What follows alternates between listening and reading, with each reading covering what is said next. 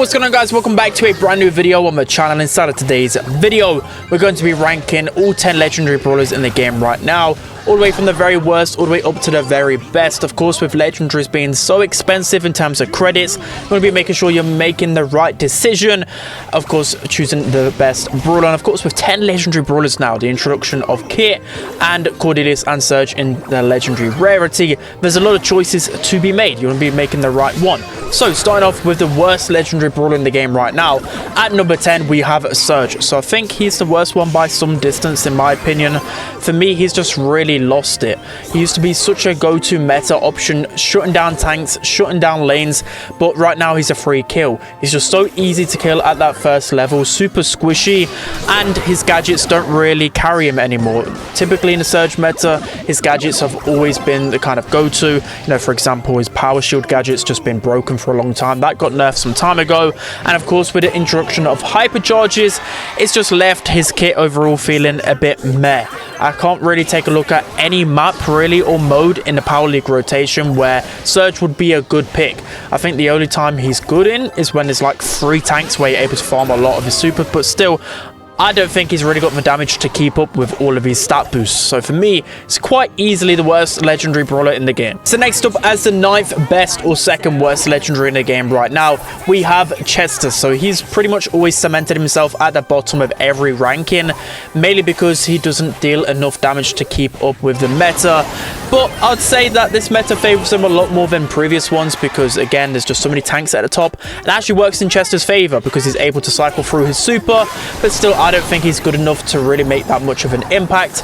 But again, Chester is pretty fun to play. I'd say the randomness can be pretty good, but at the same time, at top level gameplay, I think his randomness actually hurts himself because he might be left with a trash super, and even at that, his supers aren't that great either. And people have kind of learned his his kind of randomness anyway, and it's quite predictable in some ways. So for me, Chester just isn't that great of a meta brawler, but he is really fun to play. Now moving on to the 8th best legendary brawler in the game right now, I went with Crow. So Crow used to always be at the top of my rankings, used to always be in the S tier, but I think the recent nerfs and the meta around him has really hurt him. Even though he has a hypercharge, which actually has some insane potential and deals insane amounts of damage, you only really get this hypercharge maybe once in a game at best. It takes so long to cycle to it, so does he even have a hypercharge? There's no point him even having one in my opinion, unless he's just facing against noobs or the duration of the game lasts to like 3 minutes and you might be able to get your hypercharge super. But as I said, his kit overall has been nerfed just too much. His slow and toxic only lasts 2 seconds now. His extra toxic star power is only 15% damage reduction. And you know, Crow has always been a low damage dealer with so many tanks just running at him. He hasn't got the damage to keep up, and for me, he's quite quickly becoming a pretty average brawler. So next up, as the 7th best legendary brawler in the game right now, I went with Meg. So Meg is a very matchup dependent brawler, so typically you want to be facing off against those sharpshooters in a kind of passive game mode like Knockout and Bounty, where survivability is key, because that's the best thing about Meg right now. She takes so long to kill because you've got to kill that big beefy mech, and then even when she falls out of it, she still has quite a lot of HP if you combine it with her force field star power. It takes a long time to kill her, so Knockout and Bounty, she has that niche and she's really strong in those game modes, and she's still pretty good in Hot Zone overall. So I think, especially if you're playing draft as well, if you can manipulate the matchups, you can really dominate with Meg. I think she's in a pretty good spot. So next up, as the 6th best legendary brawler in the game right now, I went with Amber. So she received a nice damage buff with the last set of balance changes, and it definitely put her up in the rankings a little bit, but still she's just this kind of brawler that's okay everywhere. For me, because of the recent hypercharges and the addition of Kit, it's kind of pushed her again back down in the meta, but at the same time, just like in Power League, you can manipulate matchups and at least get a good composition going, then Amber can be a good threat. You know, for example, if she wants to go down the lane on a map like Open Space Last Stop, then she can be really threatening. And again, she's pretty versatile, like decent in Brawl Ball, decent in Gem Grab, can be really strong in Hot Zone as well. I just think if you're going to be playing with randoms, and specifically against randoms, you know, they're going to be running brawlers like Fang, Edgar all of the time, so she's not going to be good in that way. So kind of be careful with Amber, and she's also not really the most fun brawler to play, so I typically probably would pick a different brawler. So next up, as the 5th best legendary brawler in the game right now, I went with Sandy. So in the previous meta, he was basically at the top, and he was so strong, but again, those hypercharges are just a bit too much for him, because once he runs out of his stuns, he can be pretty much a free kill because of his lack of DPS. But still, that makes him a really good option. His stun is so strong in game modes like Brawl, where he can get quick goals, and his super, of course, is one of the best inside of the whole game. Also, if you play 5v5, he's one of the best 5v5 brawlers because of how strong his super is overall, and I think as long as his super takes like 6-5 hits to get, then he's always going to be a meta brawler.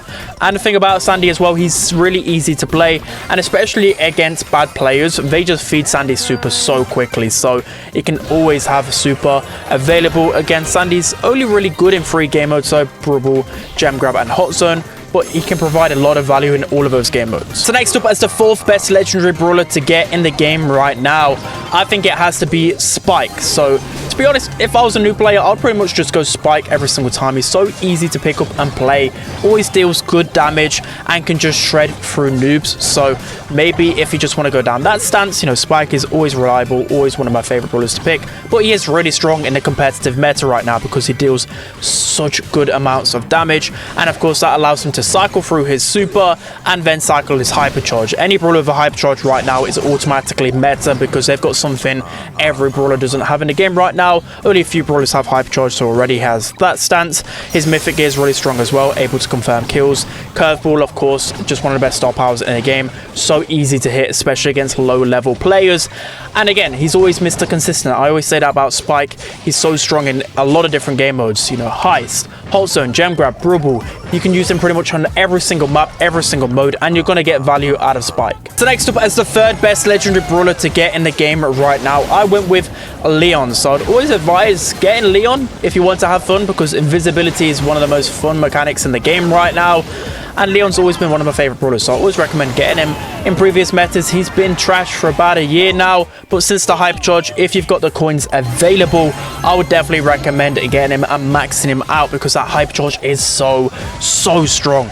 You pair that with the mythic gear as well, I think it's really underrated and really strong, because the damage boost you get with the hypercharge is insane. You just shred through people, and I think quickly he's became near enough a top 5 brawler. People have been sleeping on it, but I've just been running Leon everywhere and it seems to work. So of course he's got to be an S tier brawler at least. There's a lot of good things about Leon as well. Again, in previous metas, you could literally go Leon anywhere. You can go Leon and Bounty and Knockout, because typically that's where he's best in, because he's really good at countering those snipers. He can be used in Hot Zone because his gadget's just really good at gaining control. Gem Grab and Brawl as well, super versatile. That's one of the best things about Leon. You can pretty much play him everywhere outside of Height. So now moving on to the 2nd best legendary brawler in the game right now. I think there should be zero surprises here. It is Cordelia. So since his introduction in the game, he's always been an S tier brawler. It was so broken on release, and he's still insanely strong right now. Whether you play 3v3 or showdown, he's dominant in every single game mode and every scenario. It's to do with his super, right? His super is so incredibly strong. In a 1v1, in that super, you pretty much win every single interaction. The fact that you can use a replanting gadget in the super just makes you be able to win every single matchup. Of course, Mushroom Kingdom, one of the best star powers in the game. You're able to win a lot of interactions, and just overall he's able to counter so many hypercharged brawlers, because if they pop that hypercharge, you could just put them in the super and waste their hypercharge. It's just such a good defensive mechanic against so many aggressive brawlers as well. And a good Cordelia can also manipulate a bunch of matchups. You know, you can put someone in the Shadow Realm and you can just run over to a different lane, you know, if there's like a Piper or a Thrower, and then you can just teleport straight onto them essentially. So for me, Cordelia is super versatile, incredibly strong, S tier brawler. Definitely recommend getting it. So now moving on to the best legendary brawler in the game right now. Zero surprises here, unless of course Kit somehow gets nerfed before I actually put out this video. Yeah, it's Kit. Kit is just insanely broken. The best brawler in the game by far. Zero debates whatsoever about this. Everything about Kit is broken. So let's just quickly go into it then. So every single game mode, I would advise using Kit. I used Kit, especially my rank 30 push, just to literally jump onto everyone like an assassin, and it seemed to work. but the most broken thing about Kit is just pairing with tanks. You think of tanks like Rosa, for example. If they're able to chain supers ridiculous amounts and you're on top of them, healing them all of the time, it's just broken. They will never die. And on top of that, you're able to deal 4k damage with every shot. If you've got some good accuracy, which I think I've got decent accuracy, I'm able to land, I don't know, at least half my shots, and that's 4k damage a time. I can 2-shot, 3-shot pretty much every single brawler in the game. It's just so ridiculously broken. I could go on forever talk about how broken Kit is. You probably know already just how strong Kit is. And not only that, of course, Kit's broken in Showdown as well. You've got the Power Hungry Star Power, which is so strong. Pair it with Cardboard Box, one of the best gadgets in the game, and you have a broken brawler. You probably had enough of me ranting about Kit the past week. You guys know how strong he is. You need to be unlocking Kit as soon as possible. So that's going to be it for today's video, guys. I hope you enjoyed this one. Let me know who you'd put as the best and the worst legendary brawler in the game right now. Don't forget to like, comment, and subscribe. And I'll see you guys next time.